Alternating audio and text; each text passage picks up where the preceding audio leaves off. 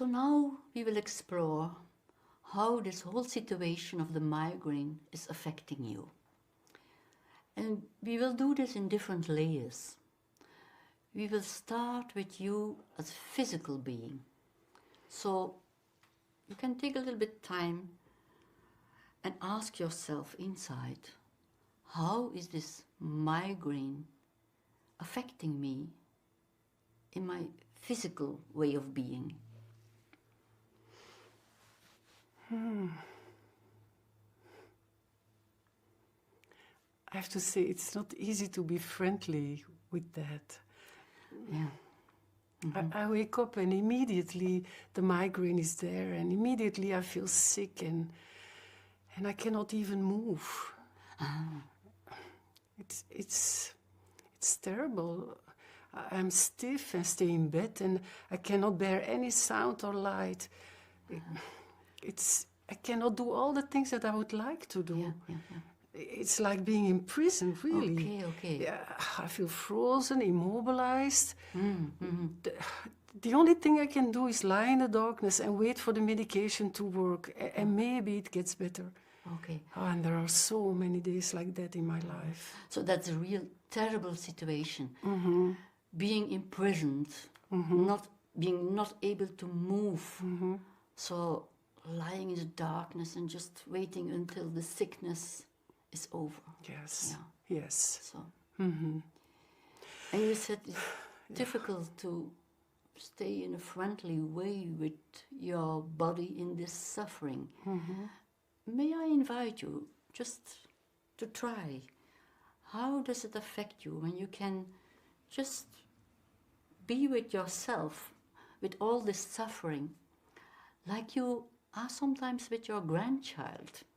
So if you imagine having this attitude you have towards your grandchild when it is suffering, when you apply that attitude to yourself, how does that affect you? Oh, my grandchild, that's easy to feel tenderness and be very tender with her, but doing that for myself? Yes, I do understand that's more difficult. Yeah, yes. But give yourself some time to try it and just experience whether there is some change when you try to be friendly with your physical being and the way you have to suffer. You know, I often try to have some rational thoughts as, okay, my body needs a pose and things like that, but it's hard. I really, it moves me when I hear you say it is true, it is awful in this prison. Acknowledging instead of ignoring, that makes so much difference. That was never done in my family. Okay, you are not used to acknowledge your suffering. Okay, and in your family, that was very unusual. Yes. To acknowledge your suffering. Yes. So there you learn to ignore your suffering. Yeah. Okay. Yes. Yes. So, with this issue of your family, we arrived at the social dimension. So, maybe you can say a little bit more about your experiences in your family. And how was that related to your migraine in some way? You know, in my family, when I think about it, across the generations, everyone either had or now has migraine. And the only way we learned to cope with it was ignore it. And go to school, university, work, but first and foremost, not talk about it. Okay. No one ever knew. We were always hiding the pain. Okay, so you learned not to talk about it. Yeah. And always hide whatever was there. Yes. Yeah. So this must be unusual for you now then to talk with me about your pain. Yes, it is. It is. When I'm talking about it, as I do now, there are always these old voices in my head telling me, but don't make it bigger than it is. All people have something that they suffer from. Yes. Of course, that's true. All people have something they suffer from. But that doesn't mean that it's not all right to talk about it. For me, talking about your suffering is more like a way of being friendly towards yourself, and recognizing your suffering can be a way to improve your well-being. So I just wonder how it is for you now that you can feel it's okay to recognize it. Yeah, it's sad. Sad. Yes. Okay. Yeah. It's sad, and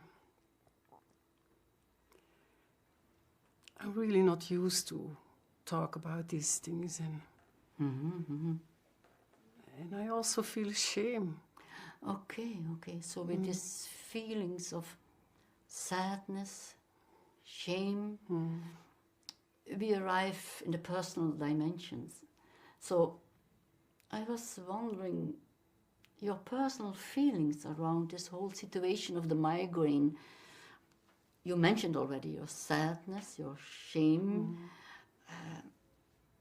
Are there more of your personal feelings that are connected to this situation of the migraine?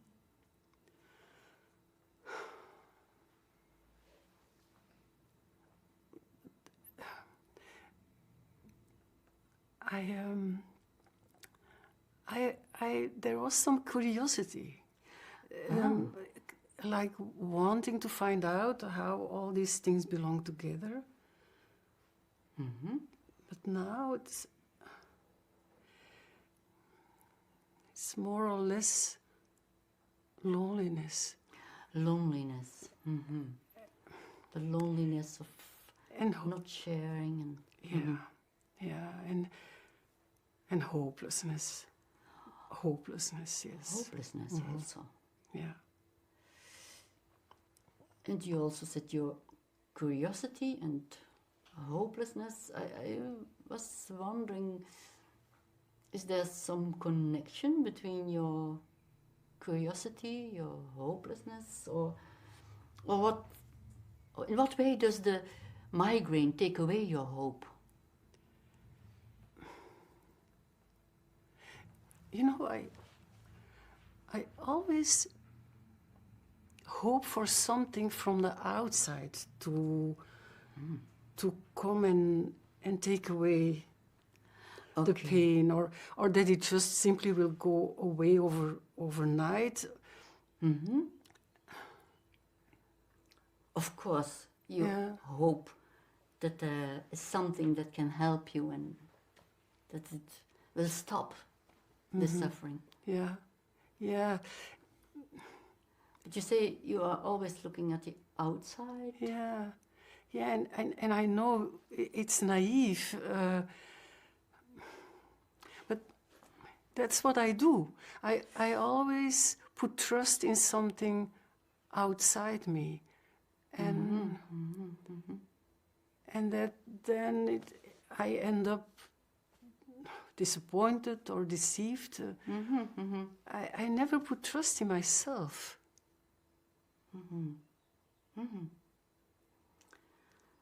So you discover how you trust the outside and are hoping for medication or other solutions, but trusting in yourself, that's difficult. I wonder, what could help you to really trust? You are looking as if this is a strange question. Yeah, my first idea is I don't know. Okay. I really don't know. Okay, but it's good to take your time and ask inside. There, in your wiser self, there is sometimes some sense of what you trust at a deeper level?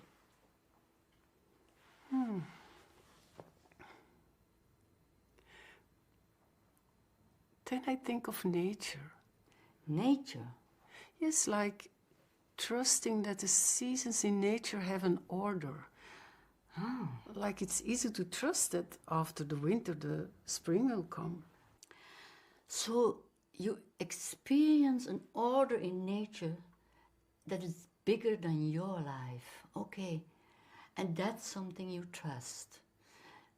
I was wondering, is that related to your hope? Well, it goes together with the question, where is my place in all this? So when I stay with the order of life, what could come for me now in the autumn of my life? Oh, that's a nice question. What could come for you now in the autumn of your life? Yeah. Yeah. As if that opens up some new perspective, or... Yes, it's like a relief.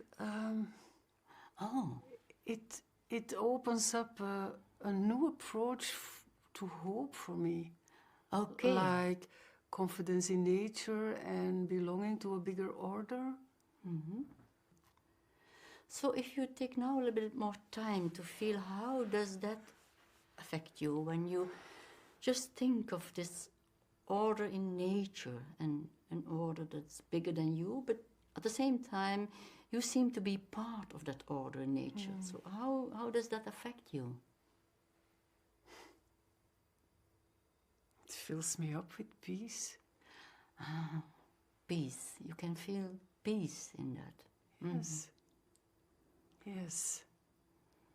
That's an important spiritual emotion. So we arrived in the spiritual dimension very naturally. Yes. Thank you for sharing and for opening up yourself to this new experience and giving yourself this new perspective that is very different from where you started by being imprisoned. Yes, it is. It is. And thank you for this meeting. It really was meaningful and important to me to let a little bit of my feelings allow it to be seen and to be witnessed. I see. Yes. I see. Thank you. Because that was very different from what you have always experienced in the past. Yes, indeed. It is. Thank you very much. You're welcome.